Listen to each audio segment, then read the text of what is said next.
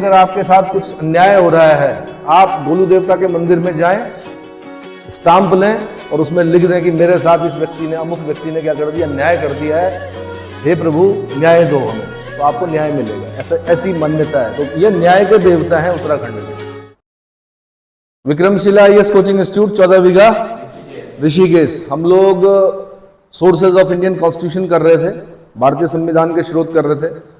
काफी देशों के संविधान से हमने क्या क्या ग्रहण किया, ये सब हमने पढ़ लिया है। आज जो नंबर है वो कनाडा के संविधान से क्या लिया हमने, तो कनाडा के संविधान से,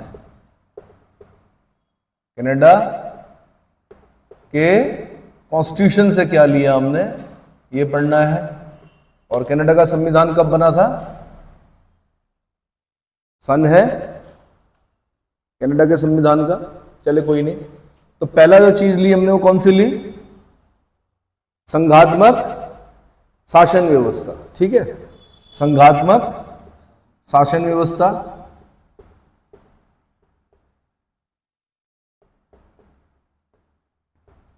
क्या बोलते हैं इसको, फेडरलिज्म।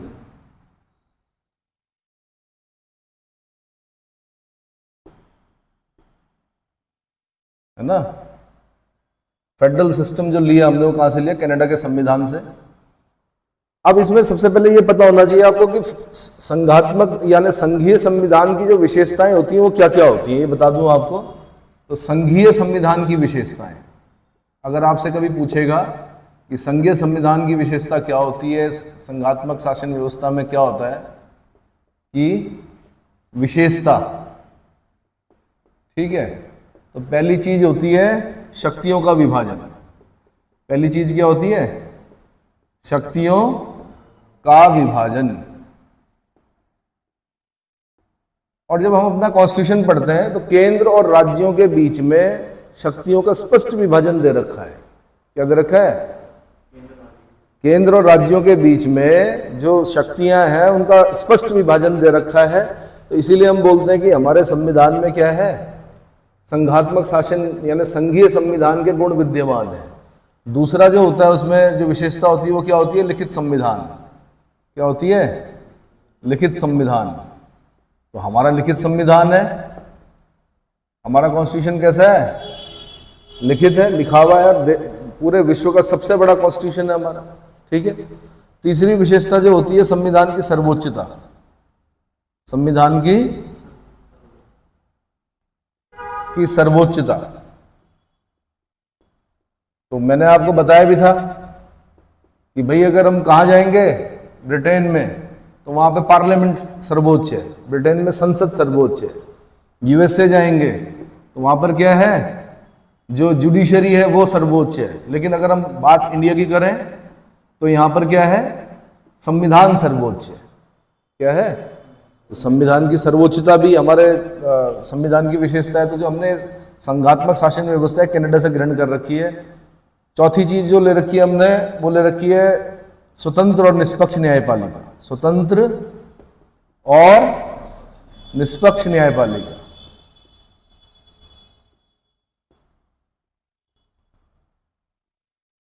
मतलब जो इसकी विशेषता है स्वतंत्र और निष्पक्ष न्यायपालिका, यानी संघीय संविधान में एक विशेषता ये भी होती है कि जो न्यायपालिका होती है वो कैसी होती है, स्वतंत्र होती है, निष्पक्ष होती है ना। कल मैंने बता दिया था कि न्यायपालिका की स्वतंत्रता के लिए एक और पॉइंट होता है अपरिवर्तनशीलता। मतलब संघीय संविधान की विशेषता में अगर मैं बोलूं, ठीक है। चलिए, दूसरी चीज जो हमने कनाडा से ग्रहण की वो क्या की,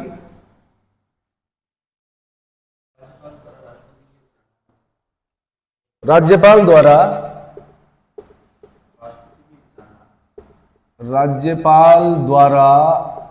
राष्ट्रपति के विचारार्थ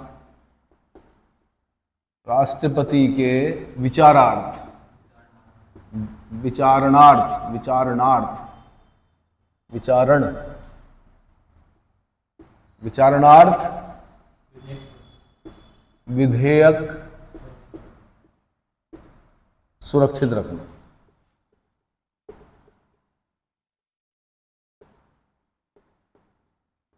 अब ये क्या चीज हुई, जब हम राज्य पढ़ रहे होते हैं तो राज्य में विधानमंडल होता है, और विधानमंडल 3 चीजों से मिलकर बना होता है। लेजिस्लेचर यानी विधानमंडल, लेजिस्लेचर मतलब विधानमंडल, ठीक है। और विधानमंडल किससे मिलकर बना है?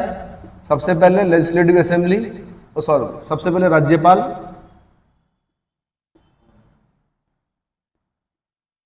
Governor, number 2 legislative assembly,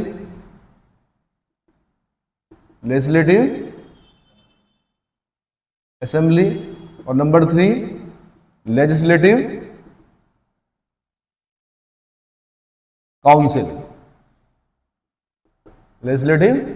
council, इसको हम विधानसभा बोलते हैं और इसको हम विधान परिषद बोलते हैं।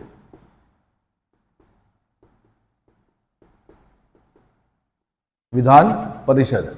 साथ में ये बोला होता है कि जिन राज्यों में मौजूद है, जिन राज्यों में है, और ये किन किन राज्यों में है? ये उत्तर प्रदेश में है, बिहार में है, ये महाराष्ट्र में है, आंध्र प्रदेश में है, कर्नाटक में है और तेलंगाना में। इन 6 राज्यों में विधान परिषद है। विधान परिषद का मतलब होता है, यहां पर बाइकैमरल सिस्टम है स्टेट्स में, मतलब विधानसभा भी है, विधान। अब जैसे हमारा उत्तराखंड है, हमारे यहाँ खाली विधानसभा है, तो हमारे यहाँ जब हम बोलेंगे कि विधानमंडल किन चीजों से, मतलब विधानमंडल के पार्ट कौन कौन से हैं, 1 इज गवर्नर, 2 इज विधानसभा। लेकिन जब हम इन राज्यों में जाएंगे तब पूछेंगे भाई यहाँ का विधानमंडल क्या है, तो गवर्नर, नंबर 2 पे विधानसभा, नंबर 3 पे विधान परिषद। तो समझ में आ गया। अब विधानमंडल का जो सबसे बड़ा काम है, लेजिस्लेचर का जो सबसे बड़ा काम है, वो क्या है? विधि का निर्माण करना। क्या करना है? चाहे संसद, अगर केंद्र में हम संसद में जाते हैं तो उसका काम भी विधि का निर्माण करना, और राज्यों में जो विधायिका है, विधानमंडल है, उसका काम भी क्या है? लॉ मेकिंग, विधि का निर्माण करना। अब विधि का निर्माण करने के लिए क्या करना पड़ता है भाई? एक बिल इंट्रोड्यूस होता है। अब जैसे हमारा राज्य है तो हमारा तो विधानसभा है, तो यही बिल इंट्रोड्यूस हो गया। बिल इंट्रोड्यूस जब हो गया, बिल को बोलते हैं विधेयक। क्या बोलते हैं? बिल को क्या बोलते हैं भाई? विधेयक। विधायक जी अलग होते हैं, वो एमएलए होते हैं, ये है विधेयक बिल। इसको हमने इंट्रोड्यूस किया विधानसभा में, विधानसभा ने उसको पास कर दिया। अब अगर माना उन 6 राज्यों की बात करूं तो फिर वो विधान परिषद में जाएगा, विधान परिषद ने भी उसको पास कर दिया। पास कर दिया तो फिर किसके पास जाएगा? राज्यपाल के पास जाएगा। राज्यपाल एक बार उसको पुनर्विचार के लिए वापस भेज सकते हैं, फिर दोबारा विधानसभा ने उसको पास कर दिया, फिर दोबारा विधान परिषद ने उसको पास कर दिया। राज्यपाल बाध्य है हस्ताक्षर करने के लिए।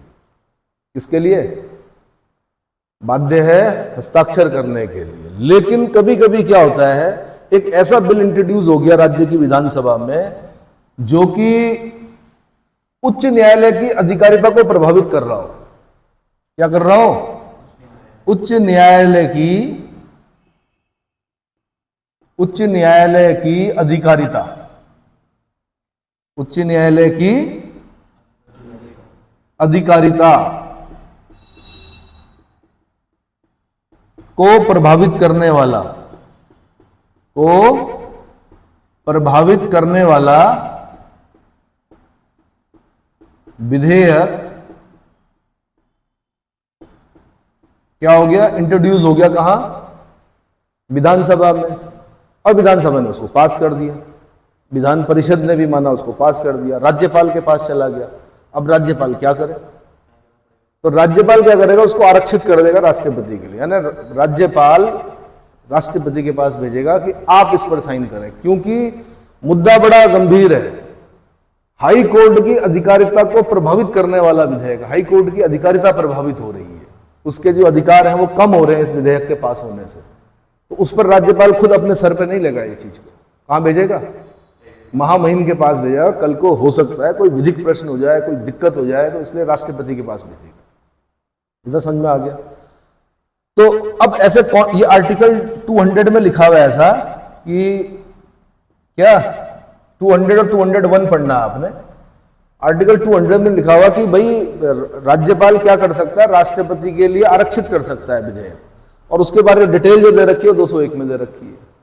लेकिन ये भी है कि कौन कौन से विधेयकों को राष्ट्रपति के लिए आरक्षित करेगा राज्यपाल, इस संबंध में संविधान मौन है। इस संबंध में क्या है, संविधान मौन है, संविधान में नहीं लिखा हुआ। अब जब नहीं लिखा हुआ तो फिर क्या हो जाता है, वैवेकीय शक्ति के अंतर्गत हम उसको रख सकते हैं। राज्यपाल की वैवेकीय शक्तियां जो होती हैं, अपने विवेक से जब काम करता है कि क्या करना है, बताया थोड़े जाता है, अपने विवेक से जब काम करेगा राज्यपाल तो उसको वैवेकीय शक्ति कहा जाता है। हालांकि होता तो संविधान के हिसाब से ये सारा है ना, तो कभी कभी बताया जाता है कि राज्यपाल की वैवेकीय शक्तियां राष्ट्रपति की वैवेकीय शक्तियों से भी ज्यादा होती है। राष्ट्रपति के पास उतनी वैवेकीय शक्तियां नहीं होती हैं जितनी किसके पास होती हैं, राज्यपाल के पास होती हैं।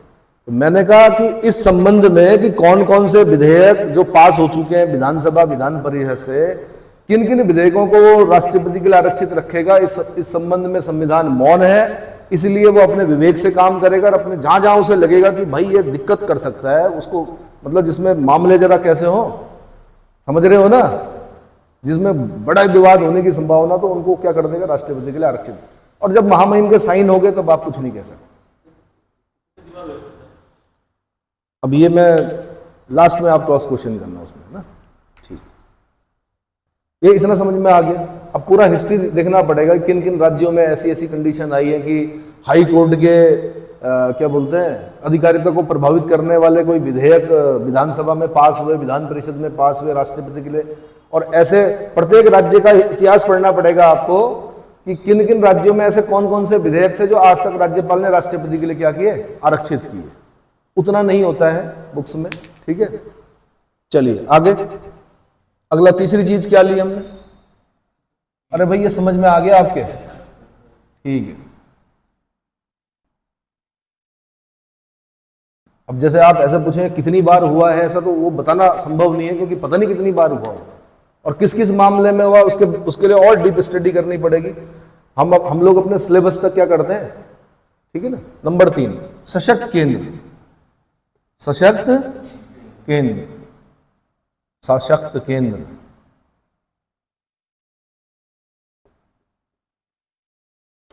सशक्त केंद्र में क्या है कि केंद्र को सशक्त बनाया गया है। क्या किया गया है, केंद्र को सशक्त बनाया गया है। ज्यादा पलड़ा जो भारी है वो केंद्र की तरफ है, ज्यादा शक्तियां जो है वो किसके पास है, केंद्र के पास है। राज्य के पास राज्य से संबंधित जो शक्तियां हैं वो दे रखी हैं, बाकी महत्वपूर्ण जो विषय है वो सब किसके पास है, केंद्र के पास है। चौथी चीज ये कनाडा से सीखा हमने है। चौथी चीज जो हमने ली है वो कहां से ली है, अवशिष्ट शक्तियां, अवशिष्ट शक्तियों का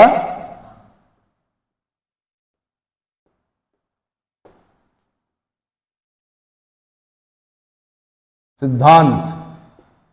भाई जब हम शेड्यूल 7 पढ़ते हैं, कौन सा, 7वीं अनुसूची पढ़ते हैं, तो वहां पे हम 3 सूचियां पढ़ते हैं। एक हम पढ़ते हैं यूनियन लिस्ट, बार बार आएगी ये चीजें। दूसरी पढ़ते हैं हम स्टेट लिस्ट, और तीसरी पढ़ते हैं हम कंकरेंट लिस्ट। पढ़ते हैं यूनियन लिस्ट में 97 नंबर आज भी आखिरी है, भले ही उसमें ABCD मिलाकर ज्यादा हो गए हो, पर जो आखिरी नंबर है वो 97 है।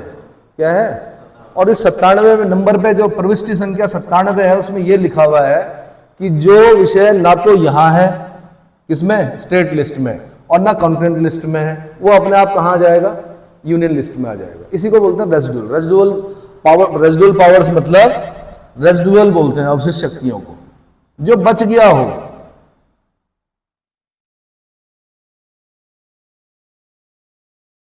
क्या बोलते हैं, रेसिडुअल पावर्स का मतलब हो गया जो बच गया। भाई कुछ मैंने कहा ना, हमने संघात्मक शासन व्यवस्था जो ली, कहां से ली, कनाडा के संविधान से ली। शक्तियों का स्पष्ट विभाजन कर दिया कि भाई ये शक्ति केंद्र के पास, ये शक्ति राज्य के पास, ये केंद्र राज्य दोनों की शक्तियां, चलो ठीक है जो भी होगा, पर फिर भी केंद्र का पलड़ा भारी रहेगा, है ना। लेकिन अब कुछ ऐसी चीजें हैं जो बच गई, ना जो इधर लिस्ट में ना उधर लिस्ट में, तो फिर वो अपने आप कहां जाएगी, यूनियन लिस्ट में जाएगी। इतना समझ में आ गया। अवशिष्ट शक्तियां अगर आप USA में जाएंगे तो वो राज्यों के पास है वहां पर, लेकिन हमारे देश में जो अवशिष्ट शक्तियां हैं वो किसके पास है, केंद्र के पास है। किसके पास है? केंद्र के पास। आप माना केंद्र हो, आप माना राज्य हो, आपकी रोटी आपको दे दी मैंने, आपकी रोटी आपको दे दी, है ना। एक और है केंद्र राज्य दोनों का, जिसमें क्या बनता है, एक रोटी आपकी दे दी। अब क्या हुआ, कुछ बच गया लेकिन फिर भी, तो वो क्या कर दिया केंद्र के पास, अरे यार राज्यों को दे दो अवशिष्ट शक्तियां। लेकिन हमारे संविधान की विशेषता यह है कि अवशिष्ट शक्तियां भी कहाँ है, हमारे केंद्र के पास है। इतना समझ में आ गया। ये छोटी छोटी चीजें क्वेश्चन बनते हैं पेपर में, कहीं आप उसे हल्के में ले रहे हो, ठीक है। अगला क्या लिया हमने, कनाडा के संविधान के बाद राज्यों में राज्यपाल की केंद्र द्वारा नियुक्ति। राज्यों में, जगह यहां पे लिख देता हूं मैं, 5th नंबर, राज्यों में राज्यपाल, राज्यों में राज्यपाल की केंद्र द्वारा नियुक्ति, केंद्र द्वारा नियुक्ति। ये कंसेप्ट भी हमने कहां से लिया, कहां से लिया, कनाडा के संविधान से, है ना। और ये कहीं ना कहीं केंद्र के होल्ड को दिखाता है। राज्यपाल को कौन अपॉइंट कर रहा है आपके राज्य में, और क्या आपका राज्यपाल आपके राज्य से है, नहीं है। आपके राज्य का निवासी नहीं होता राज्यपाल, राज्यपाल अदर स्टेट से आते हैं। जैसे माना उत्तराखंड का कोई व्यक्ति है ना, कोश्यारी जी हैं, तो वो महाराष्ट्र में जाकर राज्यपाल बनेंगे, है ना। हमारे यहाँ पर राज्यपाल पंजाब से आएंगे, समझ में आया। तो इस तरह से, और किसका, केंद्र से नियुक्ति हो रही है, तो केंद्र का होल्ड है हर समय, क्योंकि राज्यपाल किसके एजेंट के रूप में कार्य कर रहे हैं, राष्ट्रपति के एजेंट के रूप में कार्य कर रहे हैं। समझ में आ गया, ठीक। अगली चीज क्या ली हमने, उच्चतम न्यायालय, सुप्रीम कोर्ट बोलते हैं उच्चतम न्यायालय। अरे भाई हिंदी इंग्लिश में दिक्कत तो नहीं हो रही है, उच्चतम, ये याद रखो। देखो उच्चतम न्यायालय का परामर्शी क्षेत्राधिकार, परामर्शी, परामर्शी न्याय निर्णय।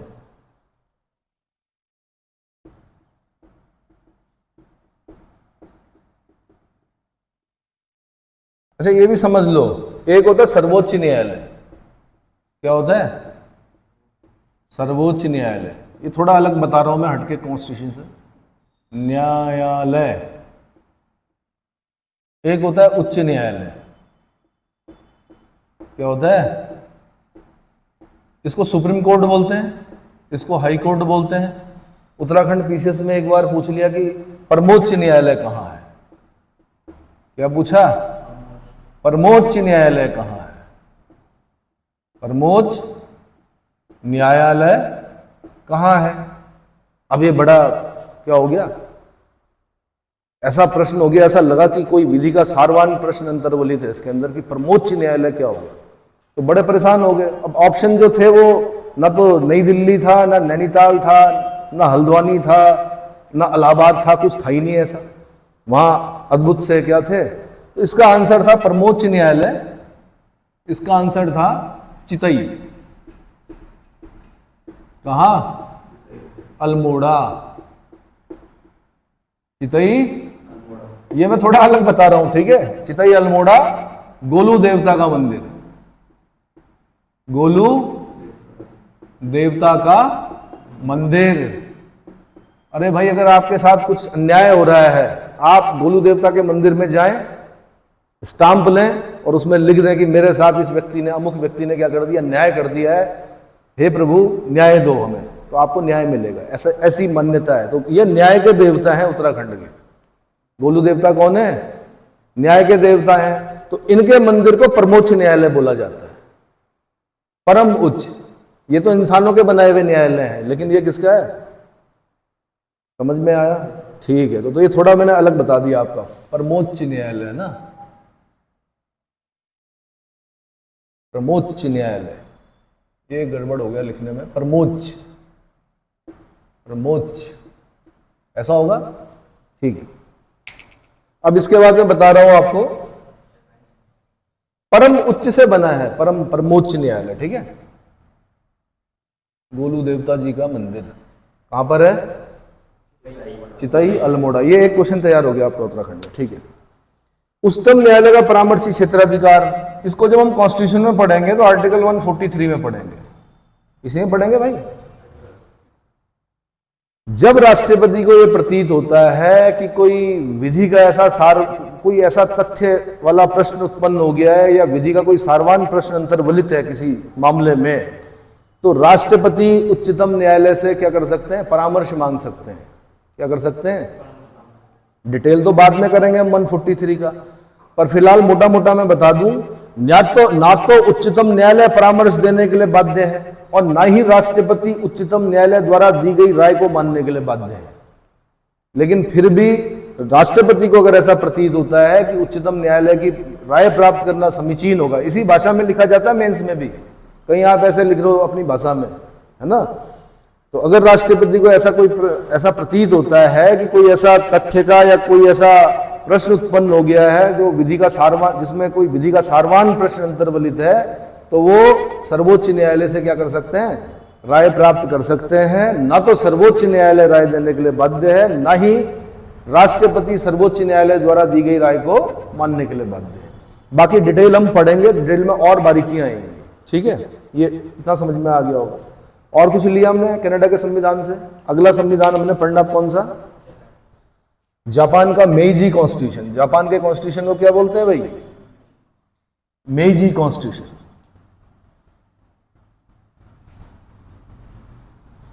अरे मेइजी बोलते हैं, और जापान को क्या बोलते हैं हम? निप्पन।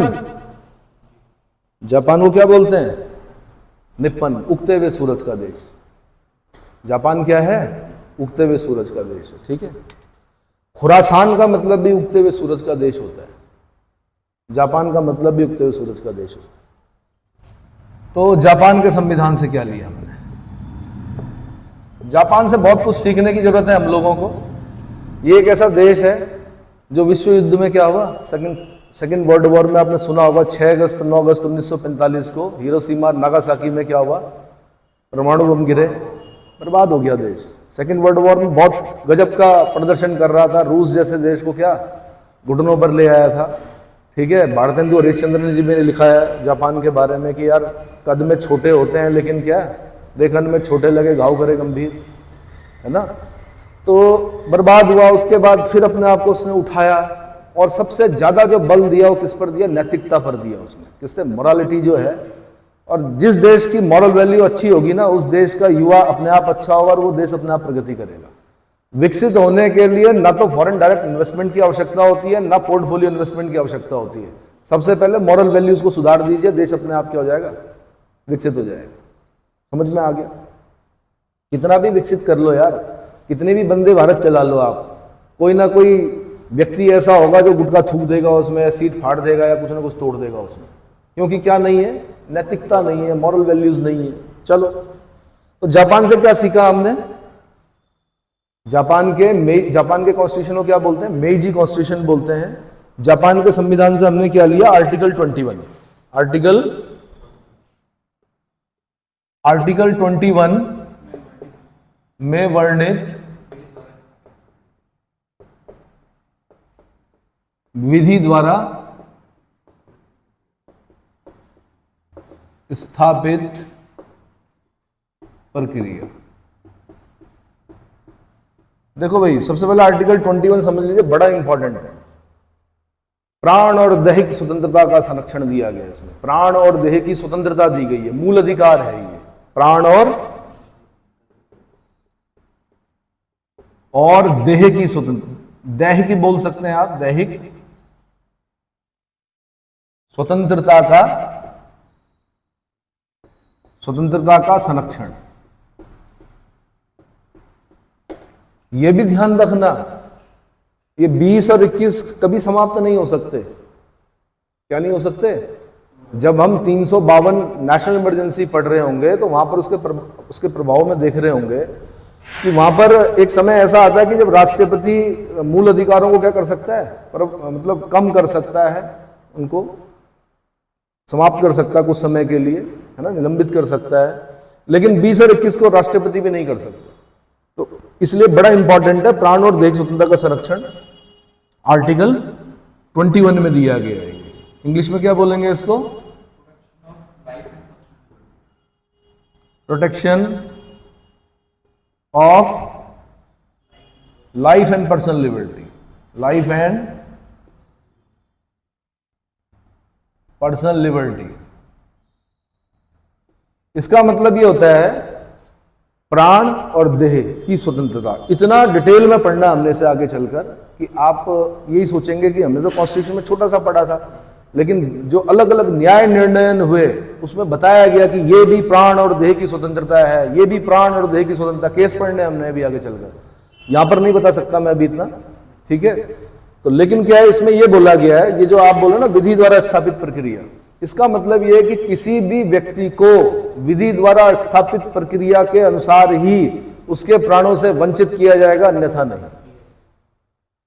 किसी को अगर किसी के प्राण मतलब किसी ने ऐसा अपराध कर भी दिया तो आप उसके प्राणों से उसको वंचित विधि द्वारा स्थापित प्रक्रिया के अनुसार ही कर सकते हो, अन्यथा नहीं।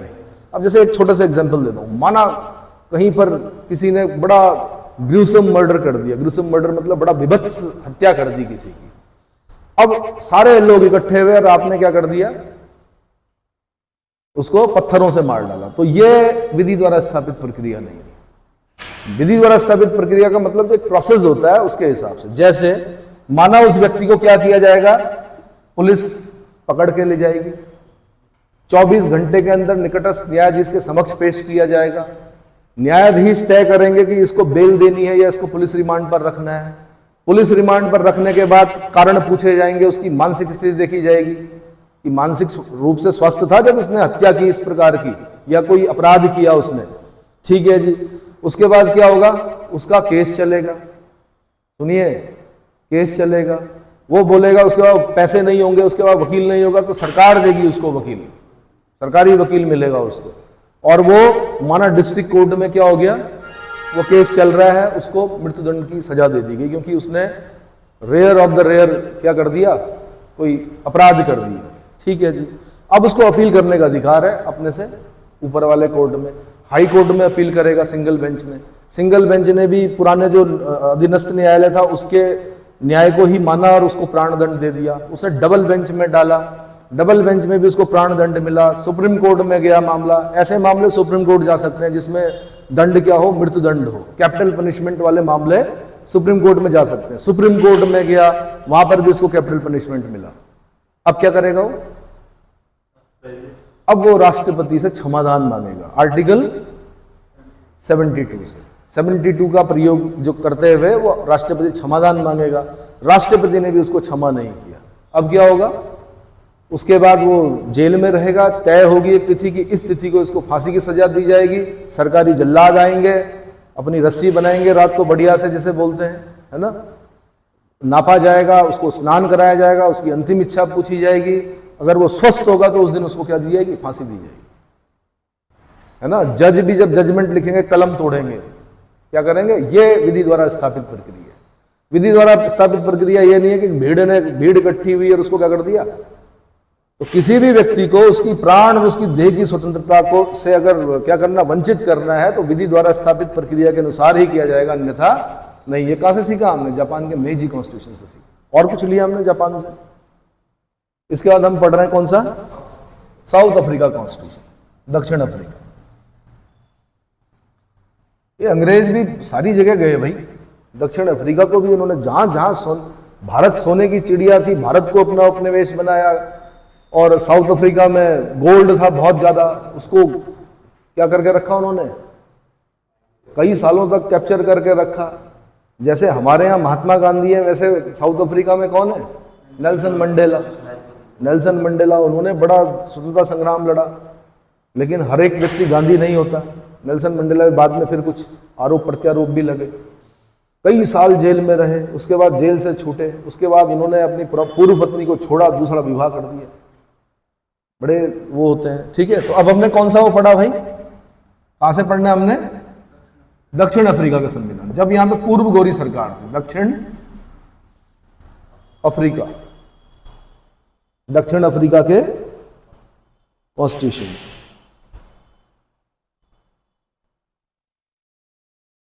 ठीक है।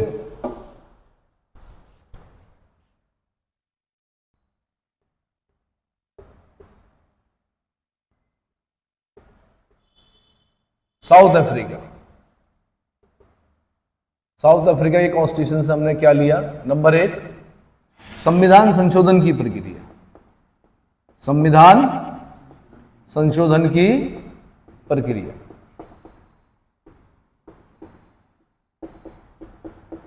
प्रक्रिया बोल रहा हूं मैं, शक्ति नहीं बोल रहा हूं। इसको हम कहां पढ़ते हैं अपने कॉन्स्टिट्यूशन में? पार्ट 20 में पढ़ते हैं। आर्टिकल, एक ही आर्टिकल है 368, ये याद करना बड़ा आसान होता है। इसमें बताया गया है कि 3 प्रकार से होता है संविधान संशोधन। एक होता है सामान्य बहुमत से। किससे?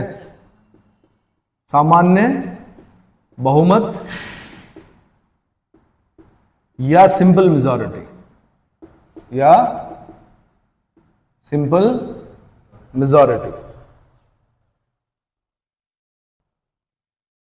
ठीक है, सिंपल मेजॉरिटी।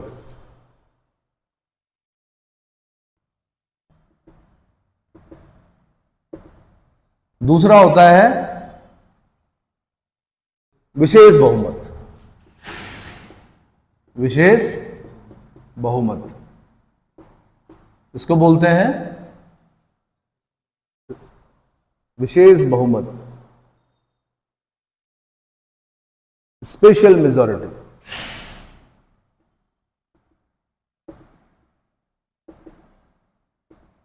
Special majority. ठीक है। तीसरा होता है विशेष बहुमत के साथ साथ बहुमत के साथ साथ आधे से अधिक राज्यों का अनुसमर्थन। राज्यों का अनुसमर्थन, ये वर्ड याद करना शुरू कर दीजिए भाई हिंदी माध्यम वाले। अनुसमर्थन, इसको बोलेंगे amended by special majority. Amended by special majority and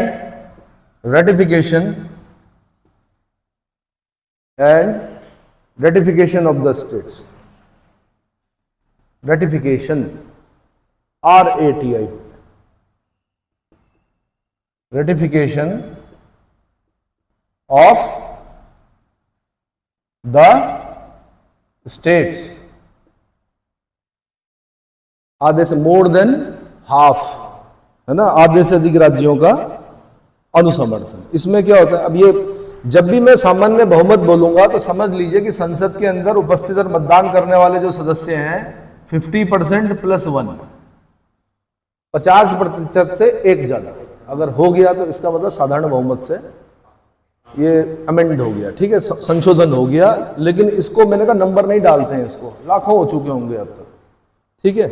दूसरा होता है 2/3 मेजोरिटी। जब हम विशेष बहुमत बोलेंगे जहां पर, इसका मतलब हो गया विशेष बहुमत का मतलब 2/3 मेजोरिटी। और ये वाला जो तीसरा वाला हो गया 2/3 मेजोरिटी के हिसाब के साथ साथ आधे से अधिक राज्यों के विधानमंडल उसको ओके करेंगे। जैसे मैंने आपको एग्जांपल दिया था, जीएसटी दिया था मैंने, गुड्स एंड सर्विसेज टैक्स दिया था। मैंने बताया भी था आपको कि जीएसटी जो है, गुड्स एंड सर्विसेज टैक्स, ये किस तरह का टैक्स है? इनडायरेक्ट टैक्स है। कैसा है? इनडायरेक्ट टैक्स है। और इसको पास होने में कई साल लगे, मतलब बड़ी लंबी प्रोसेस हुई। एक सरकार ने सोचा, दूसरी सरकार ने काम किया, तीसरी सरकार तक जाते जाते तब जाके क्या हुआ, ये आया। तो ऐसा इतना टाइम क्यों लगा? तो ड्राफ्ट बनाने में बहुत सारी समितियां बैठी, रिकमेंडेशन हुए बहुत, क्योंकि बहुत बड़ा सुधार था ये। तो ऐसा करते करते आधे से अधिक राज्यों से का भी अनुसमर्थन चाहिए था। तो वो करते करते तब जाके, है ना, कब जीएसटी कब लागू हुआ? डेट भी याद करनी है। छोटे मोटे जितने भी पेपर होंगे आपके, वहां पे डेट पूछेगा होगा जीएसटी कब लागू हुआ उत्तराखंड में, भारत में कब जीएसटी लागू हुआ, है ना, तो डेट भी याद करनी है। आप इतना समझ में आ गया। तो हमने साउथ अफ्रीका के कॉन्स्टिट्यूशन से संविधान संशोधन की प्रक्रिया ली। इसमें अभी हम बताएंगे आगे चलकर, जब विवाद होंगे कुछ न्यायपालिका और विधायिका के बीच में, संसद और न्यायपालिका के बीच में, तब क्या करती संसद, इसके अंदर शक्ति को भी क्या करती, समाहित करती है। और शक्ति को भी असीमित करने का प्रयास करती है, बोलती है कि असीमित शक्ति है कि हमें संशोधन करने की। फिर न्यायपालिका क्या करती है, संसद के बोलती है ज्यादा मत उड़ो, बोलती है आपको संशोधन करने की सीमित शक्ति है, आप बेसिक स्ट्रक्चर को खराब नहीं कर सकते संविधान के, आप मूल ढांचे को नष्ट नहीं कर सकते। अब फिर संसद ने पूछा ये मूल ढांचा क्या होता है? अभी जुडिशरी है, संसद में तो हर एक तरह का व्यक्ति है ना, कोई शिक्षित है कोई अशिक्षित है, लेकिन जुडिशरी में सब क्या शिक्षित है, न्याय कानून जानने वाले लोग हैं। अब क्या होता है, जैसे ही जुडिशरी से पूछा जाता है कि क्या होता है बेसिक स्ट्रक्चर, तो जुडिशरी कहती है हम समय समय पर बताएंगे, आप अपना काम करते रहो और हम बार बार पुनर्वलोकन करेंगे, उसका अवलोकन करेंगे, हम बताएंगे कि यहां पर बेसिक स्ट्रक्चर आपने क्या कर दिया, खराब कर दिया। ये तो समझ में आ गया, ठीक। अब और क्या लिया हमने भाई? हाँ जी,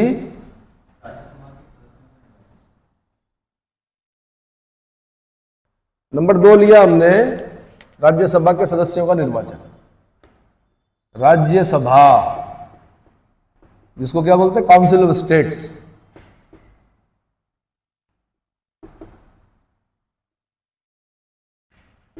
राज्यसभा के सदस्यों का निर्वाचन, सदस्यों का निर्वाचन। अब भाई सदस्यों का निर्वाचन जब लिया हमने, तो राज्यसभा में 2-3 चीजें समझ लीजिए। राज्यसभा में किस राज्य से कितने लोग जाएंगे, ये कहां पर लिखा हुआ है? सबसे पहले तो ये पता होना चाहिए, 4th शेड्यूल में लिखा हुआ। कहां लिखा हुआ? 4th schedule. एक क्वेश्चन तो ये बन गया, यानी allocation of seat in Rajya Sabha, allocation of seats in Rajya Sabha, seats in Rajya Sabha, Rajya Sabha. अच्छा, जाते कैसे हैं राज्यसभा में, कितने लोग किस स्टेट जाएंगे, किस पर तय करेगा? ये बड़ा और छोटा एरिया नहीं देखा जाएगा, जनसंख्या देखी जाएगी। यानी पहले 10 लाख जो लोग होंगे उस पर एक मेंबर ऑफ राज्यसभा बनेगा, फिर उसके बाद अगले 20 लाख पे एक जाएगा, फिर अगले 20 लाख पे एक जाएगा। अब प्रश्न आपके दिमाग में ये आएगा, यार हम तो उत्तराखंड की जनसंख्या तो अचानक से डेमोग्राफिक चेंज हुआ और 1 करोड़ समथिंग से ऊपर चलेगी, पता नहीं 1.5 करोड़ ना निकल जाए कहीं, तो हमारे यहां से 3 ही सांसद जाएंगे खाली। जब 10 लाख पे, पहले 10 लाख पे एक, 20 लाख पे एक, 20 लाख पे एक, ये तो 85 लाख हुए। नहीं समझ में आया? तो ऐसा क्यों है? हमारे यहां से तो अगर 1 करोड़ से ऊपर है, माना हम 1 करोड़ 20 लाख भी हैं, तो कितने बनने चाहिए वैसे, कितने होने चाहिए यार? 10 लाख पे एक ले लो, 5-6 लोग होने चाहिए, तो 3 ही लोग क्यों जा रहे हैं? क्योंकि हम पुरानी जनगणना के आधार को आधार मानकर चल रहे हैं। 2026 के बाद चेंज होंगे ये सब, 2026 के बाद बल्ले बल्ले है, बल्ले बल्ले समझते हो? सांसदों की संख्या भी बढ़नी है और राज्यसभा जो member of parliament, member of Lok Sabha, member of Rajya Sabha, ये सारी सीटें बढ़नी है, इवन विधानसभा की सीटें भी बढ़नी है। सीधा सीधा लिखा हुआ, कॉन्स्टिट्यूशनल अमेंडमेंट किया था हमने मतलब संसद में, उसने ये बोला था कि 2026 के बाद जब जनगणना के सुसंगत आंकड़े प्रकाशित हो जाएंगे, जनगणना के सुसंगत आंकड़े प्रकाशित मतलब सेंसस आएगा जब 2026 के बाद, तो उसके बाद ये सीटें बढ़नी है।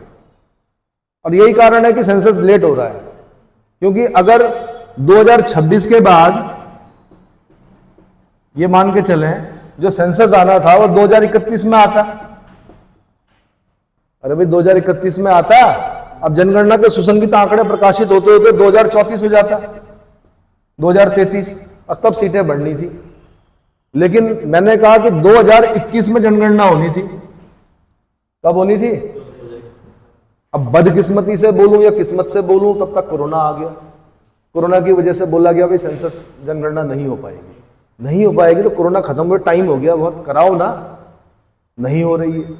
अब जाके चल रहा है प्रोसेस मेरे ख्याल से, तो अब 2025 चल रहा है, समझो इन बारीकियों को, 2025 चल रहा है, क्या लिखा हुआ है? 2026 के बाद जनगणना के सुसंगत आंकड़ों के प्रकाशित होते ही लोकसभा, राज्यसभा, विधानसभा, विधान परिषद सारी सीटें बढ़नी।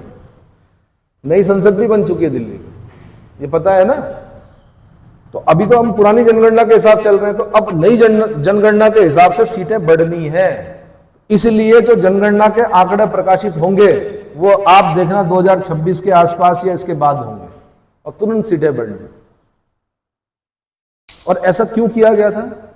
पुरानी जनगणना को आधार क्यों माना गया था? बताइए। पुरानी जनगणना को आधार इसलिए माना गया था क्योंकि इस देश में रेड ट्रायंगल चला। क्या चला? रेड ट्रायंगल, जिसको बोलते हैं परिवार नियोजन। अब कुछ राज्य परिवार नियोजन को बड़े अच्छे से फॉलो कर रहे थे, कुछ लोग नहीं कर रहे थे। हम दो हमारे दो, ये समझ में आया? अब क्या होता है कि मैंने कहा संसद में जो सीटें बढ़ती हैं वो किस हिसाब से बढ़ती हैं? जनसंख्या के आधार पर बढ़ती हैं। और राज्य चाहेगा कि मेरी जनसंख्या क्या खूब बढ़े ताकि मेरी सीटें भी बढ़े।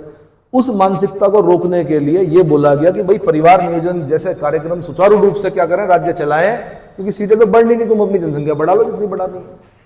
तो परिवार नियोजन कार्यक्रमों का इंप्लीमेंटेशन ढंग से हो, इसलिए ऐसा किया गया। ये समझ में आ रहा है बारीकी जो मैं बताना चाह रहा हूं? अरे भाई आपकी समझ में आ रहा है? ठीक। तो बोला कि तुम कुछ भी कर लो, तुम्हारी जनसंख्या करोड़ से 5 करोड़ हो जाए, सीटें तो उतनी रहनी है। और मेन चीज है इम्प्लीमेंटेशन। किसका काम? मतलब जो इम्प्लीमेंट कराना है वो किसी सरकारों का काम होता है, उनके हाथ में होता है कि वो कितना किसी केंद्र द्वारा जो प्रायोजित कार्यक्रम होते हैं उनको अपने स्टेट में कितनी उससे क्या करते हैं, लागू करते हैं। ये सरकारों का काम है, राज्य सरकारों का। ठीक है, चलो। अच्छा जी, तो हम क्या पढ़ रहे थे कि राज्यसभा काउंसिल ऑफ स्टेट्स में सदस्यों का निर्वाचन हमने कहां से लिया? दक्षिण अफ्रीका के संविधान से लिया। अब राज्यसभा में लोग जाते कहां से? पहला तो ये बता दिया मैंने। दूसरा, जाते कहां से हैं? कहां से जाते हैं? विधानसभा के सदस्य चुनते हैं। जैसे हमारे उत्तराखंड से 3 लोग जो जाएंगे, 3 राज्यसभा के मेंबर बनेंगे, उन्हें हमारी विधानसभा, जिन्हें हमने चुना, विधानसभा में भेजा, वो लोग उनको आगे भेजेंगे। इसमें एक चीज बड़ी इंपॉर्टेंट होती है कि इसमें मतदान जो होता है वो गुप्त नहीं होता, खुला होता है। खुला क्यों होता है?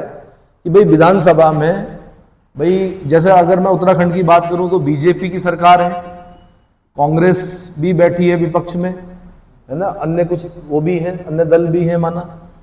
अब क्या हुआ कि मैंने इनका नाम क्या कर दिया? सभी लोग बीजेपी के हैं, लेकिन मैंने इनको बोला कि आप बीजेपी सांसद बनोगे और आप कहां जाओगे? अब राज्यसभा में जाओगे। वोटिंग हुई।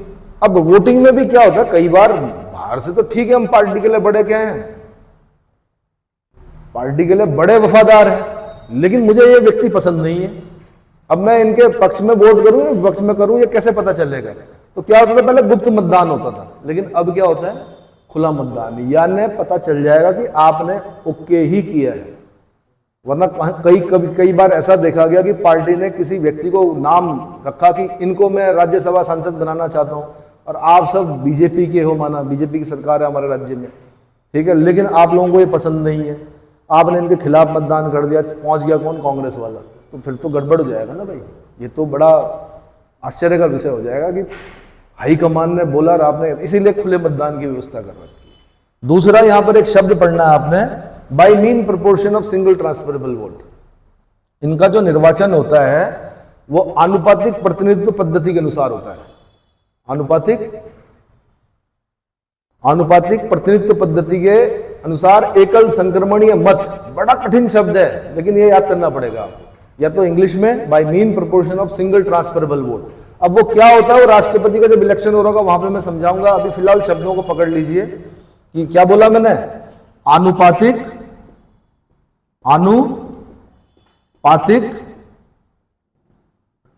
प्रतिनिधित्व के अनुसार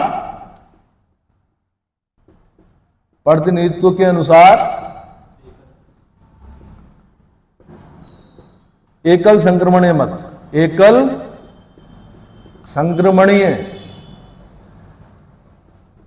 मत द्वारा, यानी by mean proportion,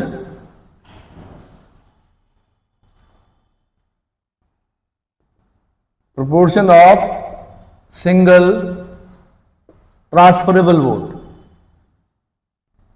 transferable vote। राष्ट्रपति का भी ऐसे ही होता है। राष्ट्रपति के इलेक्शन में जब खड़े होते हैं, माना 4 लोग खड़े हो गए, तो वहां पे ऐसा नहीं होता कमल हाथ, ये नहीं होता है ना, कुर्सी, ये नहीं होगा कि यूकेडी के हैं जी, ये बीजेपी के। राष्ट्रपति के जब इलेक्शन में खड़े होंगे, हालांकि कैंडिडेट पार्टी के द्वारा खड़े किए जाते हैं, लेकिन इनके कोई चिन्ह नहीं होते हैं, तो उनको प्रायोरिटी देनी पड़ती है कि मैं नंबर 1 पर इनको प्रायोरिटी देता हूँ, नंबर 2 पर इनको प्रायोरिटी देता हूँ, नंबर 3 पर इनको देता हूँ। तो जो 1-1 वाले अगर ज्यादा हो गए, जिसको ज्यादा मिला 1-1 नंबर, तो समझ लीजिए वो अगर उसने एक कोटा प्राप्त कर लिया, वही व्यक्ति राष्ट्रपति बनेगा। डिटेल में राष्ट्रपति के उसमें बताऊंगा। ऐसे ही यहां पर भी है, मैंने कहा यहां पर भी क्या है, कुछ लोग खड़े हुए, तो उसमें आपने 1 नंबर किसको देना है, ये समझ में आया? एकल संक्रमणीय मत और आनुपातिक प्रतिनिधित्व पद्धति के अनुसार, समझ में आ गया? ठीक।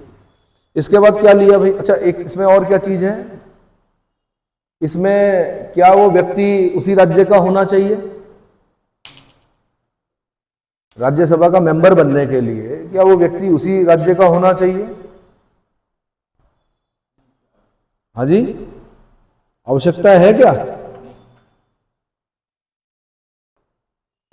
उस राज्य का निवासी होना आवश्यक नहीं है। ये हमने देखा भी, उत्तराखंड में राज बब्बर जी आए, राज बब्बर यहाँ के नहीं है, वो राज्यसभा सदस्य बने यहाँ से।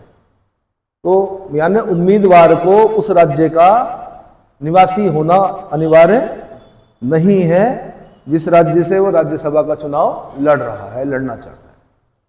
समझ में आ गया? और दूसरी चीज आपने ये करनी है कि मतदान जो होगा गुप्त नहीं होगा, खुला मतदान होगा, यानी खुले खुले देना पड़ेगा। हाँ जी, हम इनको भेज रहे हैं, ठीक है, खुला मतदान होगा। चलो जी, ये समझ में आ गया। और कुछ बताना है इसमें? राज्यसभा काउंसिल ऑफ स्टेट्स में सदस्यों का निर्वाचन, ठीक है। और क्या लिया हमने? और क्या लिया? अब हमने लेना सोवियत संघ, फॉर्मर यूएसएसआर, फॉर्मर यूएसएसआर से क्या लिया हमने? पूर्व सोवियत संघ, पूर्व मूल कर्तव्य लिए भाई वहां से हमने। जैसे मूल अधिकार हमने अमेरिका से लिए हैं, मूल कर्तव्य कहां से लिए हमने? Farmer USSR, USSR. सबसे पहली चीज जो ली हमने, फंडामेंटल ड्यूटीज ली है।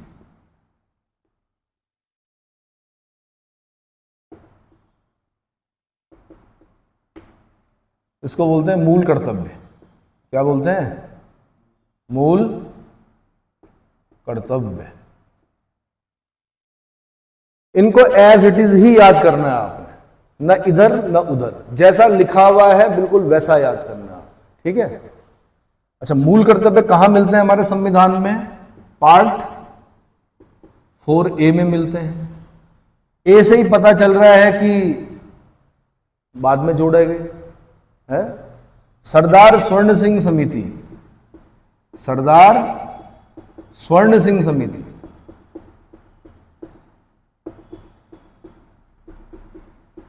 मतलब सरदार स्वर्ण सिंह कमेटी की रिकमेंडेशन पर ये 42वें 42nd कॉन्स्टिट्यूशनल अमेंडमेंट एक्ट 1976 के द्वारा जोड़े गए। किसके द्वारा जोड़े गए?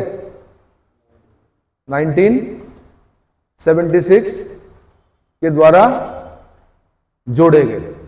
इतना समझ में आ गया? पहले 10 थे। पहले कितने थे? 10 थे। अब कितने हैं? अब 11 है। 11वां जो मूल कर्तव्य है, 11 जो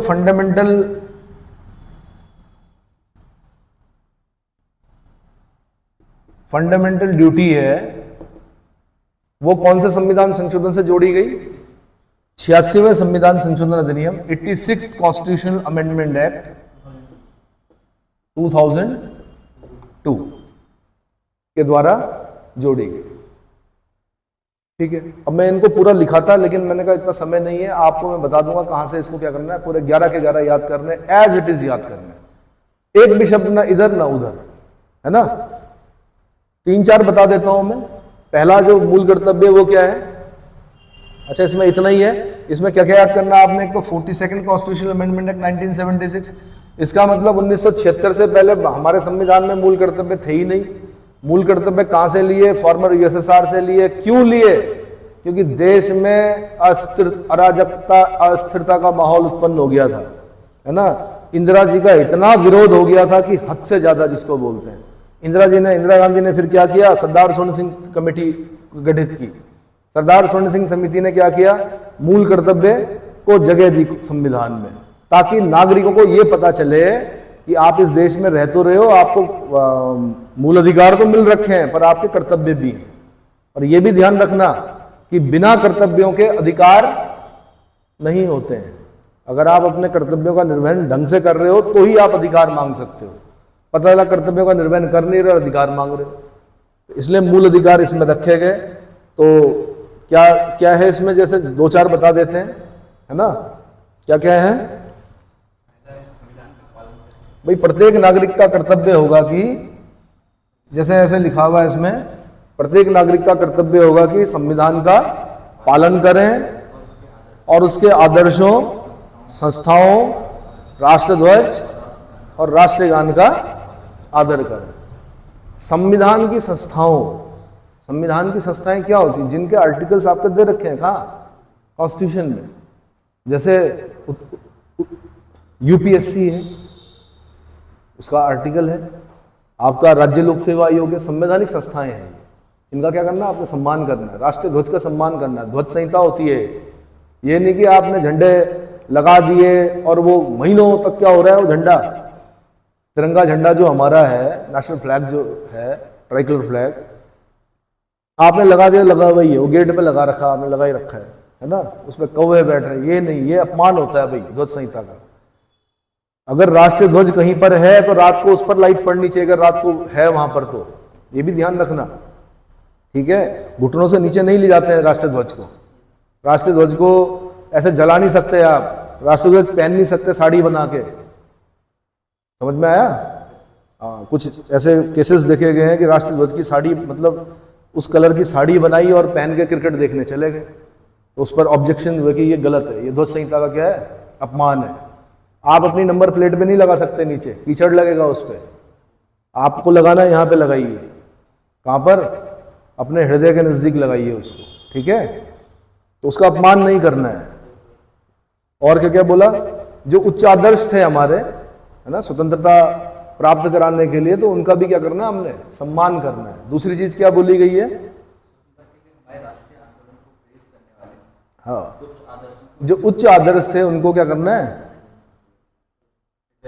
हृदय में संजोए रखना है।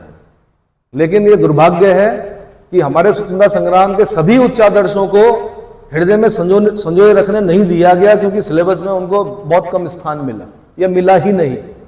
कायदे से स्वतंत्रता के लिए जिन जिन लोगों ने अपने बलिदान दिए थे, उन लोगों का इतिहास पढ़ाया जाना चाहिए था। समझ में आया? लेकिन इतिहास कुछ इस तरह से लिखा गया जिससे क्या हो गया? कुछ लोगों का पलड़ा बहुत भारी रहा, लेकिन कुछ लोगों का, हाँ।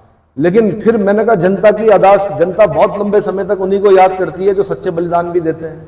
कुछ लोगों को भले ही सिलेबस में जगह नहीं दी गई, लेकिन फिर भी वो नेताजी सुभाष चंद्र बोस, शहीद आजम भगत सिंह, बटुकेश्वर दत्त, चंद्रशेखर आजाद, इनको उतना स्थान नहीं है उस हिसाब से, लेकिन क्या है, फिर भी वो यहाँ प्रत्येक भारतीय के हृदय में क्या है? स्थान बनाए गए। लेकिन और भी बहुत लोग ऐसे हैं जो हम इतिहास में पढ़ते हैं कि उन्होंने बहुत बढ़ चढ़कर बड़े कार्य किए थे, लेकिन उनको उतना स्थान नहीं। एक लाइन में खत्म हो जाता है कि बंगाल की 2 बहनों ने डिग्री लेते हुए गोली मार दी, कईयों को पता ही नहीं उनके नाम क्या क्या है ना। अंग्रेज अधिकारी की क्या कर दी? गोली मारकर हत्या कर दी। तो ऐसी वीरांगनाएं भी थी, उनको भी स्थान दिया जाना चाहिए था। चलो खैर। और तीसरी बात क्या क्या रखी है? भारत की प्रभुता, एकता और अखंडता की रक्षा करें और उसे अक्षुण्ण रखें। अक्षुण्ण मतलब उसको अक्षय, अक्षय बोलते हैं, जो जिसका क्षय ना हो, अक्षुण्ण, उसको खत्म ना होने दें। और मुझे चौथा वाला बड़ा अच्छा लगता है मूल कर्तव्य, कौन सा? देश की रक्षा करें और आह्वान किए जाने पर राष्ट्र की सेवा करें। देश की रक्षा तो करनी ही है, साथ में आह्वान जब होगा कि आ जाओ भाई, आवश्यकता है देश को आपकी, अग्निवीरों आ जाओ, तो आपको जाना पड़ेगा। आप एनसीसी सर्टिफिकेट होल्डर हो, आप भूतपूर्व सैनिक हो, इनको तो जाना ही पड़ता है, लेकिन आप जो सिविलियंस हो आपको भी जाना पड़ेगा। बालिकाएं फिर ये नहीं बोलेंगे कि हम क्या करेंगे भाई, युद्ध में हमारा क्या काम, जाना पड़ेगा। जैसे वर्ल्ड वॉर में यूरोप में महिलाओं ने सारा लेखा जोखा जितनी भी चीजें हैं वो संभाली, तो युद्ध के समय में क्या करना है, चाहे वो सिविल वॉर हो, भगवान न करे कभी उस देश में, या बाह्य आक्रमण हो, युद्ध हो, तो उस समय क्या करना है, प्रत्येक नागरिक का कर्तव्य होता है कि क्या हो, देश के लिए कुछ ना कुछ करना है। फिर ये नहीं बोलना यार सैलरी तो मिल नहीं रही, मैं क्यों करूं, करना पड़ेगा। ठीक है, पांचवी चीज क्या बोली? समरसता, भारत के सभी लोगों में समरसता और समान भातृत्व की भावना का विकास करना है, और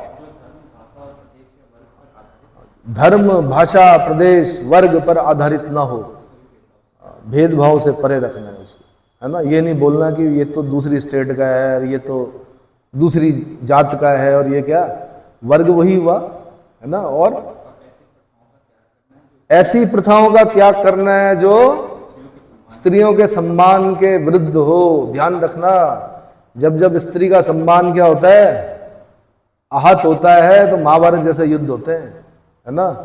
स्त्री सम्मान को विशेष महत्व देना है। एक जो क्या बोल सकते हैं, सुसंस्कृत राष्ट्र होता है, वहां पर महिला सम्मान सबसे पहले होता है। क्या होता है? महिला सम्मान को प्राथमिकता दी जाती है। अगर कोई समाज महिला का सम्मान नहीं कर रहा है तो वो समझ लीजिए कि वो सम्मान उतना ही क्या है, पिछड़ा हुआ है ना। और वैसे तो हमारे देश में यत्र नारेस्तु पूज्यन्ते रम्यन्ते तत्र देवता, ये निबंध में बार बार लिखते रहे होंगे, लेकिन इसको अपने अपने किसमें लाना, अपने व्यवहार में भी लेके आना है। किसमें? अरे भाई समझ में आ रहा है, खाली एथिक्स पढ़ने से, अच्छा लिखने से नहीं होगा, ठीक है। चलिए जी, तो ऐसे आप कर लेंगे, मैं बता दूंगा कहां से इसको एज इट इज याद करना है, ठीक है। बाकी तो इसमें हर एक पहलू को पकड़ा गया है। वन्य जीवों की भी बात की गई है, वन्य जीवों की भी रक्षा करनी है ना। ये नहीं कि रोज शिकार पे जा रहे हैं, ठीक। और इस पे वैज्ञानिक दृष्टिकोण की भी बात की गई है। इसमें जाने अनजाने ये भी बताया गया कि आपने सार्वजनिक संपत्ति को नुकसान नहीं पहुंचाना है, हिंसा से दूर रहने की बात की गई है ना। तो सभी उच्च आदर्श जो है वो इसमें बताए गए हैं। और ये आपके काम कहाँ पर आ सकता है, ये प्री में भी काम आ सकता है, मेंस में भी काम आ सकता है, इंटरव्यू में भी काम आ सकता है। अगर मैं इंटरव्यूइंग ऑफिसर हूं, मैं पहला क्वेश्चन यही पूछूंगा कि हमारे मूल कर्तव्य बता दीजिए क्या क्या। ये नहीं पूछूंगा मैं किस संविधान संशोधन से, किस देश से, क्या क्या, कुछ नहीं। और हर एक मूल कर्तव्य की बारीकियां पूछूंगा। इसका मतलब बताइए, इसका मतलब बताइए, तब जाके पता चलेगा कि वास्तव में आप मूल कर्तव्यों के प्रति कितने सजग हैं। क्योंकि पूरे विश्व में सबसे ज्यादा सजग जो मूल कर्तव्यों के मामले में वो फॉर्मर यूएसएसआर था, है, इसलिए हमने मूल कर्तव्य वहां से लिए। अधिकारों के मामले में यूएस से बहुत आगे है, इसलिए हमने मूल अधिकार वहां से। इतना समझ में आ गया। और क्या लिया जी हमने? प्रस्तावना में न्यायिक आदर्श। दूसरा जो चीज ली हमने फॉर्मर यूएसएसआर से, प्रस्तावना में न्यायिक आदर्श। यार जब हम प्रस्तावना पढ़ रहे होते हैं तो वहां पर हम पढ़ते हैं जस्टिस। क्या पढ़ते हैं? जस्टिस। और इसमें पढ़ते हैं हम सोशल, इकोनॉमिक एंड पॉलिटिकल, सेप, सामाजिक, आर्थिक और राजनीतिक न्याय। कितने प्रकार के हमें दिए गए हैं प्रेमबल के द्वारा? सामाजिक न्याय, सोशल जस्टिस, पूरा बुकलेट पढ़नी है आईएएस के लिए उसमें, सोशल जस्टिस क्या है, ठीक है। दूसरा इकोनॉमिक जस्टिस, और तीसरा पॉलिटिकल जस्टिस। खुद समझिए कि इस देश में पंचायतें बहुत पहले से काम कर रही थी, या उसमें अगर महिलाओं का प्रतिनिधित्व ना हो तो क्या वो पॉलिटिकल जस्टिस है? नहीं है। कायदे से पॉलिटिकल जस्टिस तब माना जाता है कि इस देश में निवास करने वाले जितने भी पर्सन्स हैं उसमें आधी जनसंख्या महिलाओं की है, आधी जनसंख्या पुरुषों की है। कायदे से पंचायत से लेकर नगर पालिका, नगर पंचायत, नगर निगम और संसद तक 50-50% होना चाहिए। पर इसके लिए आवाज नीचे तो ठीक है दे दिया गया है, लेकिन ऊपर के स्तर पर अभी नहीं है। कायदे से संसद के अंदर 50% महिलाएं और 50% पुरुष दिखने चाहिए, ठीक है। और आप ये भी देख रहे हैं इस समय वित्त मंत्री, हमारी दूसरा कार्यकाल चल रहा है निर्मला सीतारमण जी का, है ना, श्रीमती निर्मला सीतारमण बहुत अच्छा संभाल रही है, ठीक है, बढ़िया है।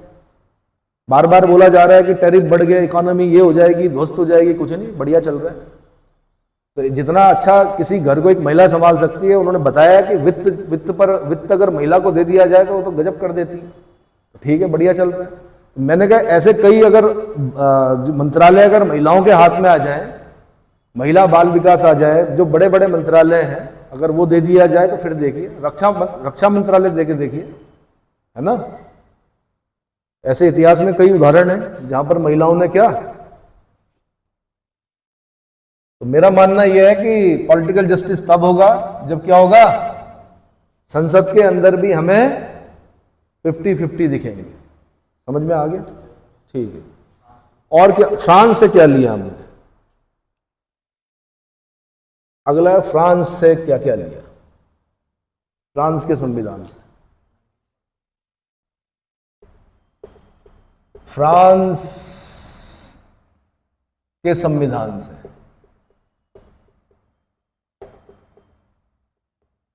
ये 1946 में बना था। फोर्थ रिपब्लिक चल रहा था यहां पर। फ्रांस में कई रिपब्लिक हुए, जो हमने अपने कॉन्स्टिट्यूशन में लिया हो फोर्थ रिपब्लिक से लिया है। कहां से लिया है, फोर्थ रिपब्लिक जब चल रहा था तब वहां से लिया। पहली चीज क्या ली हमने, गणतंत्रात्मक शासन प्रणाली। गणतंत्रात्मक शासन प्रणाली, मैंने आपको गणतंत्र का मतलब बताया था।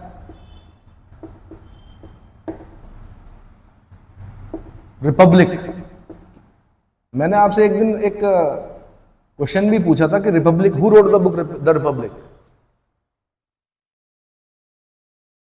एक क्वेश्चन पूछा था ना मैंने कि क्या कोई किताब है रिपब्लिक नाम से। खाली गर्दन नहीं हिलानी है, नेट पे सर्च मारना है, अगर नहीं पता है तो नेट पे सर्च मारिए और मुझे बताइए कि रिपब्लिक किसी किताब है, आपको याद हो जाएगा। मैं भी बता सकता हूं, लेकिन जब आप अपने फोन पे देखेंगे तो ज्यादा याद होगा। प्लेटो, किसने लिखी है, प्लेटो ने लिखी है। कौन है प्लेटो, हाँ जी, अरे प्लेटो कौन है, एक फॉर्मूला याद रखना आपने इस पास, थोड़ा कॉन्स्टिट्यूशन से हटके बता रहा हूं, ठीक है, दार्शनिक है तो अब इस पास फॉर्मूला याद रखना है। सबसे पहले सोक्रेटिस हुए, सुकरात जिनको बोलते हैं, वो जो लालटेन लेके दिन में इंसानियत ढूंढते थे, ठीक है। दूसरे उनके शिष्य प्लेटो हुए, प्लेटो के शिष्य अरिस्टोटल हुए, अरस्तु। प्लेटो के शिष्य कौन हुए, अरस्तु, और अरस्तु का शिष्य सिकंदर हुआ, अलेक्जेंडर। अरस्तु का शिष्य कौन हुआ, अलेक्जेंडर। और जब अलेक्जेंडर ने बोला अपने गुरु से, अरस्तु से, कि मैं विश्व विजेता बनना चाहता हूं, तो गुरुजी ने ये नहीं कहा कि नहीं बन सकता, तो बन सकता है, बिल्कुल बन सकता है। कहां से आया वो, यूनान से, भारत की सीमाओं तक आया, पोरस से लड़ा। हालांकि पोरस ने धूल चटा दी थी, ये अलग बात है कि छल और क्या बोलते हैं, हमारे देश के कुछ गद्दारों ने क्या कर दिया, पोरस को हरवा दिया। लेकिन सिकंदर की समझ में आ गया था कि इससे आगे इतना तो सीमा पर है, अंदर तो पता नहीं कैसे कैसे होंगे। धनानंद का शासन चल रहा था, उसकी समझ में आ गया भाई मुश्किल है। फिर वहीं से लौट गया हो और मेसोपोटामिया, इराक में, बेबीलोन में जाके उसकी मृत्यु हो गई, ठीक है। अलेक्जेंडर ने जब पूछा अरिस्टोटल से, अरस्तु से कि मैं विश्व विजेता बनना चाहता हूं, तो उन्होंने कहा बिल्कुल विश्व विजेता बन जाएगा तू, लेकिन तुझे कुछ त्याग करने पड़ेंगे। तो जिन जिन त्यागों की बात उन्होंने की, अलेक्जेंडर ने उनको त्यागा, और वो गुरु के बताए हुए रास्ते पर जब चला तो वो विश्व विजेता बना। समझ में आया। और हमारे देश के इतिहास में विशेष महत्व रखता है अलेक्जेंडर का आक्रमण। हालांकि यूनान के इतिहास में उसका उतना ज्यादा रोल नहीं है, वहां नहीं पढ़ाया जाता उसको ज्यादा, पता नहीं कितने सिकंदर थे। फिलिप, ये मैसिडोनिया के क्षत्रप फिलिप सेकंड का बेटा था। कौन? अलेक्जेंडर। कौन था? और इसकी जो उम्र थी जब ये विश्व विजेता बन रहा था, तो इसकी उम्र भी ऐसी थी आप जैसे, जिस उम्र के आप लोग हो। इसके भी कई प्रेम संबंध थे, तो गुरुजी ने भी सबसे पहले यही कहा कि विश्व विजेता बनने के लिए आपको अपने प्रेम संबंध छोड़ने पड़ेंगे। सबसे पहले आपको अपना पूरा फोकस जो करना पड़ेगा विश्व विजय पे करना पड़ेगा, और उसने ऐसा किया और वो सफल। समझ में आया? बाकी आप प्रवचन सुनते रहिए। किनके? वृंदावन के महाराज हैं। कौन? प्रेमानंद महाराज जी का। वो बता देंगे आपको कि सदमार्ग कौन सा है। चलो जी, गणतंत्रात्मक शासन व्यवस्था समझ में आ गया। अब गणतंत्र का मतलब क्या होता है ये समझ लीजिए। गणतंत्र का मतलब होता है राष्ट्राध्यक्ष, राष्ट्राध्यक्ष वंशानुगत नहीं होगा, वंशानुगत नहीं होगा, अपितु, अब यार ये शब्द कभी सुने ही नहीं, अपितु, है ना, यहां पे लिखने पड़ेंगे। अपितु चुना जाएगा, चुना जाएगा। इसीलिए हमारे राष्ट्रपति वंशानुगत नहीं होते हैं। 5 साल कार्यकाल होता है, उनका कार्यकाल पूरा होने से पहले पहले इलेक्शन हो जाता है। परंपरा यह है कि पहले जो राष्ट्रपति थे वो 2 बार बने, उसके बाद एक बार ही बन रहे हैं। लेकिन जब भी आपसे पूछेगा कि कोई व्यक्ति राष्ट्रपति के लिए कितनी बार चुनाव लड़ सकता है, आंसर कितनी ही बार। कितनी बार बन सकता है एक व्यक्ति राष्ट्रपति? कितनी ही बार। जबकि अमेरिका में अगर पूछेगा कि अमेरिका में राष्ट्रपति कितनी बार बन सकता है, तो 2 ही बार बन सकता है। कितनी बार बन सकता है? और वहां संशोधन करना पड़ा 2 बार का, क्योंकि वहां 4 बार तक एक व्यक्ति राष्ट्रपति रहा, रूजवेल्ट जिसको बोलते हैं, जिसने तीसा की मंदी से उबारा इस विश्व को। 1929 में एक रिसेशन आया, 1920 का, तीसा की मंदी बोलते हैं उसको। पूरे वर्ल्ड में फैल, मतलब अमेरिका में मंदी आई और उसका इफेक्ट कहां पड़ा? पूरे वर्ल्ड में पड़ा। परचेजिंग पावर खत्म हो गई लोगों की, पैसा खत्म हो गया, बड़ी गरीबी आ गई जिसे बोलते हैं। इस आदमी ने लीगल और इलीगल, रूजवेल्ट जो था 4 बार राष्ट्रपति रहा, केस भी हुए उस पर। जब तक उसके डिसीजन आने थे तब तक वो जज मर चुके थे, जो क्या कर रहे थे? फैसला कर रहे थे। बाद में बरी कर दिया गया उसको। लेकिन संशोधन करना पड़ा कि अमेरिका में 2 बार से ज्यादा कोई राष्ट्रपति नहीं बनेगा। तो ट्रंप जो ताऊजी हैं, वो इनका आखिरी कार्यकाल है। बढ़ाओ जितने टैरिफ बढ़ाते हो, देखते हैं फिर उसके बाद वाला राष्ट्रपति कौन आएगा और वो उसकी नीतियां क्या होंगी भारत के प्रति। लेकिन व्यक्ति की नीतियां नहीं होती है, ध्यान रखना। नीतियां, वो किसी देश की नीतियां पहले से फिक्स रहती है। व्यक्ति के उस पद पर आने से ये हो जाता है कि कोई नीतियों में से कौन सी नीति उठाकर किसी देश के प्रति क्या करता है, वो क्या करता है, किस नीति का ज्यादा अनुपालन करवाता है वो। बाकी तो जो यूएसए है वो आपका मैकाइंडर और स्पाइकमैन की थ्योरी पर चलता है। ज्योग्राफी में पढ़ते हैं मॉडल्स कुछ, तो उसमें जो मैकाइंडर और स्पाइकमैन है, उसको नेट पे सर्च मारिए कि मैकाइंडर ने क्या कहा था और स्पाइकमैन ने क्या कहा था। तो पहले मैकाइंडर के हिसाब से चलाओ। वर्ल्ड वॉर भी जो हुए वो बताया जाता है कि मैकाइंडर और स्पाइकमैन की वजह से हुए, है ना। अब ये चीज नहीं सुनी होगी आपने, पर जब आप इसको पढ़ेंगे तो हैरान हो जाएंगे कि अच्छा, अमेरिका ऐसा करता है। और सारा खेल जो है वो किस चीज का है? एनर्जी का है। किसका है? एनर्जी के जो सोर्सेज है। चलो जी, तो गणतंत्रात्मक शासन व्यवस्था हमने कहां से ली? फ्रांस से ली। और क्या लिया हमने? ये तो जब फ्रांस की जब क्रांति हुई थी तो वहां पर क्या नारा दिया गया था? क्या नारा था?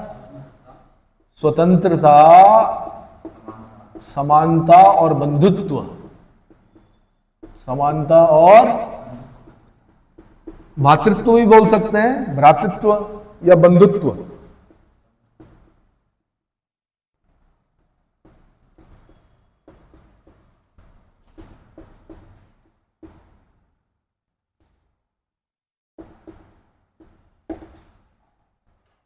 ध्यान रखना, बंधुत्व की भावना सनातन धर्म में है, सनातनियों में है, ठीक है, और इस देश के लोगों में हमेशा से रही है। इस देश ने कभी भी, इस देश पर हमेशा बाहर से आक्रमण हो गए। इस देश ने कभी भी बाहर आक्रमण नहीं किया, चोलों को छोड़कर। नीचे दक्षिण भारत में जब हम देखते हैं चोलों के पास अपनी नौसेना थी, उन्होंने थोड़ा अगल बगल के जो साउथ ईस्ट एशिया के देश हैं वहां पर क्या किया, आक्रमण किए, श्रीलंका पर आक्रमण किया। श्रीलंका भी अपना ही है, रावण भी अपना ही था, है ना। तो इस देश पर हमेशा बाहर से आक्रमण हुए। कौन कौन नहीं आए यहां पर? यूनानी आए, कौन कौन? ग्रीक आए, शक आए, कुषाण आए भाई। सिकंदर आया तो सिकंदर गया ना वापस, वो मर गया बेबीलोन में, पर सिकंदर के छत्रप तो यहीं पे रहे और वो यहीं के फिर वासी बन गए। और जितने लोग आए, कमाल की बात है, हमने कभी भी किसी को बाध्य नहीं किया कि धर्म, हमारे धर्म को क्या करो, स्वीकार करो। अपने आप इन लोगों ने हमारे धर्म को क्या किया, स्वीकार किया। क्योंकि जो हमारा धर्म, हमारे देश के जो धर्म थे, वो ऐसे लोगों के द्वारा चलाए गए थे जिन्होंने राजपाट त्यागे। महात्मा बुद्ध 29वें वर्ष में गृह त्याग कर देते हैं। बेटा और रखा, राहुल नाम रख दिया उसका। क्या रख दिया? 29वें वर्ष में गृह त्याग कर दिया, खुद ज्ञान प्राप्त किया, तब लोगों को बताया कि क्या है संसार, दुख में है, दुख का कारण क्या है, तृष्णा है, दुख का निरोध संभव है, दुख निरोध गामिनी प्रतिपदा, अष्टांगिक मार्ग, 8 फोल्ड पाथ जिसको हम बोलते हैं।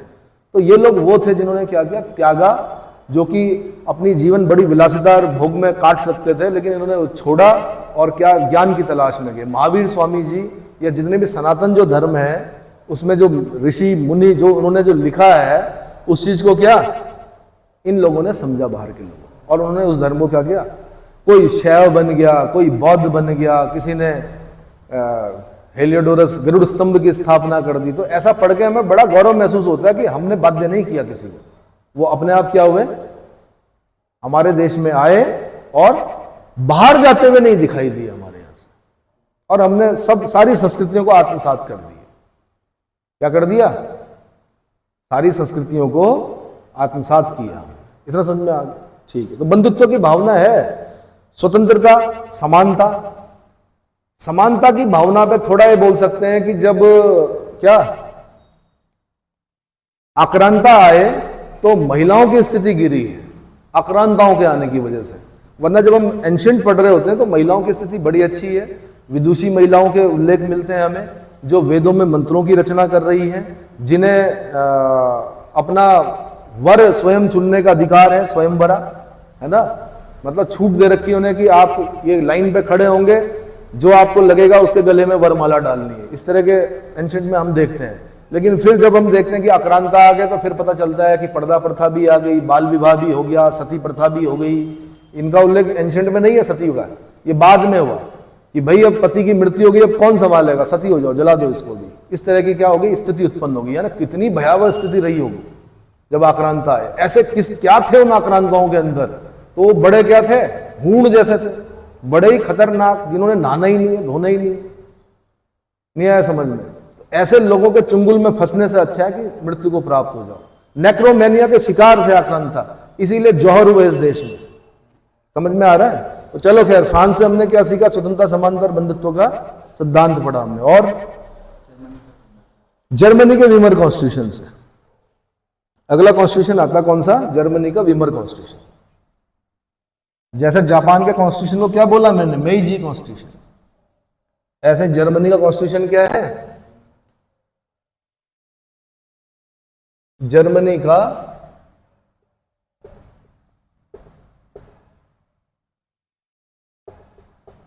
वीमर संविधान 1933 में बना था इनका। यहां से क्या लिया हमने,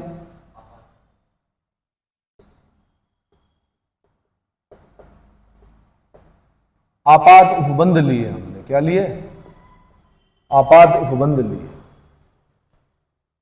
अभी आपात उपबंध कहां पढ़ने हैं हमने, संविधान के भाग 18 में पढ़ने हैं। कहां पढ़ने हैं, पार्ट 18 में पढ़ने हैं।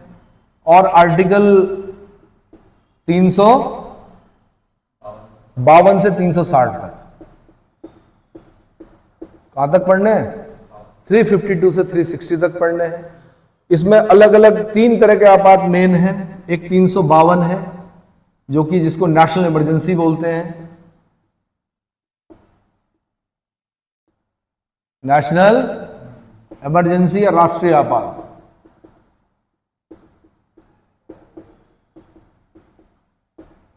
दूसरे को बोलते हैं 356,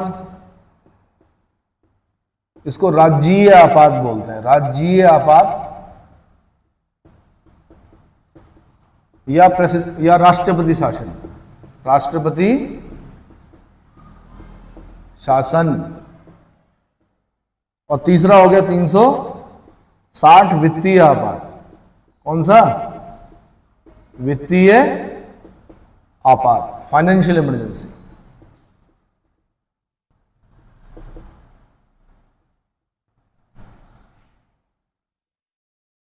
फाइनेंशियल इमरजेंसी, इधर समझ में आ गया।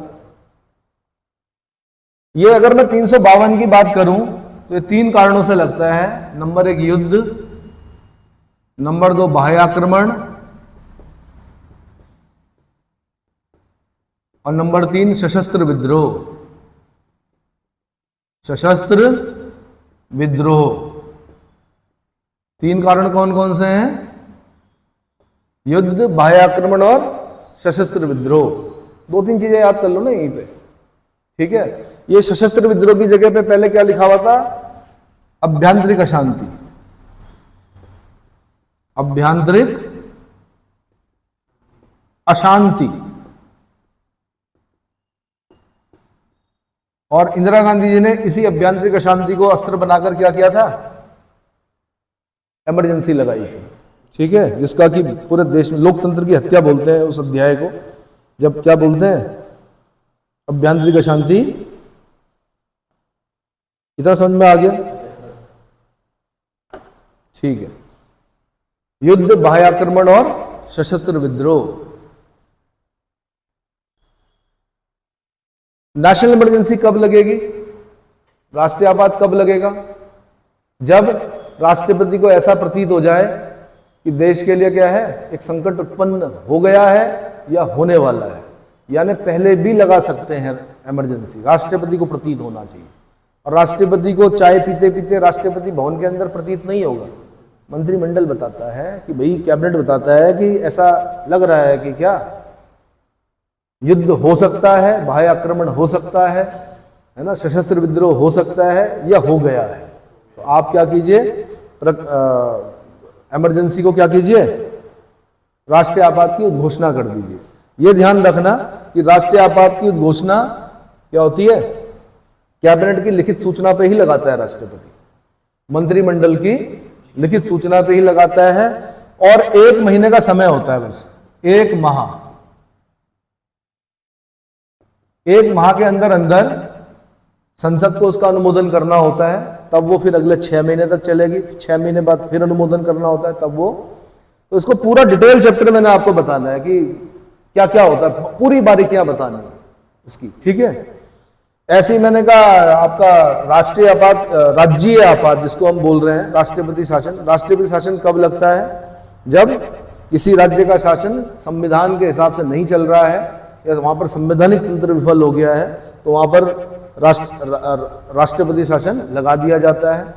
और वित्तीय आपात कब लगता है? जब राष्ट्रपति को ऐसा प्रतीत होता है कि देश की जो वित्तीय साख है वो खतरे में है, तो वहां पर वित्तीय आपात लगाया जाता है। भारत में कभी भी वित्तीय आपात नहीं लगा है। It has not been practice so far. लगना भी नहीं चाहिए भाई, बहुत बुरी स्थिति होती है, ठीक है। अच्छा जी, तो डिटेल मैंने कहा इसका पूरा चैप्टर मैंने कराना है, उसमें करा दूंगा मैं आगे के समय में। और क्या लिया है हमने यहां से?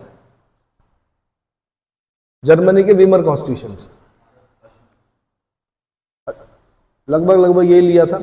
अब जो भारत शासन अधिनियम 1935 का लगभग 75% भाग हमारे कॉन्स्टिट्यूशन के अंदर है। समय थोड़ा कम है, इसलिए जल्दी में बता रहा हूं मैं। भारत शासन अधिनियम 1935, गवर्नमेंट ऑफ इंडिया एक्ट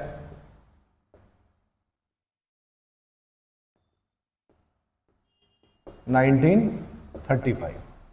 इसका लगभग 75% भाग हमारे कॉन्स्टिट्यूशन के अंदर है। और कितने आर्टिकल? लगभग 250 के आसपास आर्टिकल्स जो हैं वो वही हैं जो 1935 के एक्ट में थे। भाई इतना ध्यान रखना कि जब भी आपके 1935 से जो सबसे ज्यादा बार प्रश्न पूछा गया है वो ये पूछा गया है, दो चीज देख लेते हैं, एक 1919 का एक्ट है, एक 1935 का एक्ट है।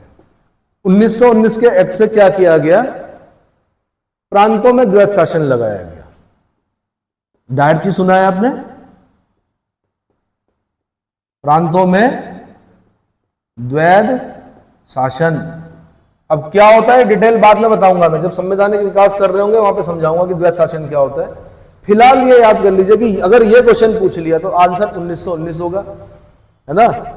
और अगर ऐसे पूछ लिया केंद्र में द्वैध शासन, केंद्र में द्वैध शासन, तब आपने बोलना है 1935 के एक्ट से। 1935 के एक्ट से प्रांतों में द्वैध शासन समाप्त कर दिया गया, प्रांतों को स्वायत्ता दे दी गई, प्रांतों को स्वायत्ता दे दी गई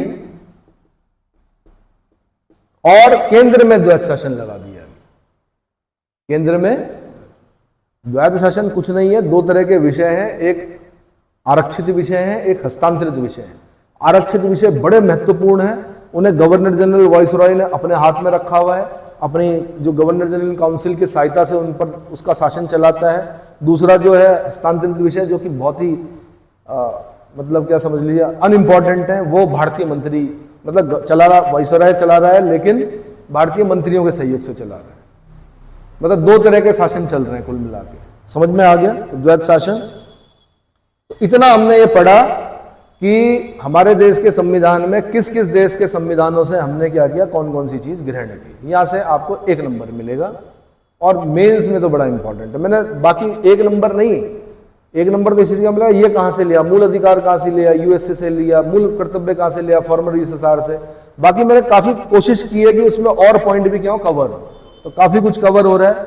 अगर आप इसको पूरा ढंग से एक बार रिवाइज कर लेते हैं, मेरे बताए हुए जो जितने भी पॉइंट्स हैं, तो हो सकता है कि 3-4 नंबर आपको क्या हो जाए उसमें प्राप्त हो जाए, प्री में, मेंस में और फायदा मिले। ठीक है।